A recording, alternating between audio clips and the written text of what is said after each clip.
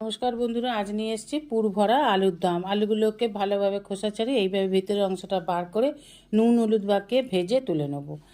নিয়ে নেব চিকেন। কড়াই সাদা তেল দিয়ে দেবো রসুন কুচি, পেঁয়াজ কুচি, পরিমাণ মতো লবণ, আদা রসুন বাটা, কাঁচা লঙ্কা কুচি, আর দিয়ে দেবো চিকেন। দিয়ে দেবো হলুদ গুঁড়ো, লাল লঙ্কা গুঁড়ো, জিরে ও ধনে গুঁড়ো। পুর বানিয়ে নামিয়ে এইভাবে আলুর ভেতরে ভরে দিতে হবে।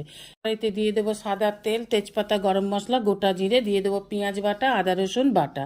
একটা মশলা বানিয়ে নেব। গোটা ধনে, জিরে, তেজপাতা, গোটা গরম মশলা, শুকনো লঙ্কা, কাঁচা লঙ্কা, টমেটো 2 চামচ, 4 মগজ।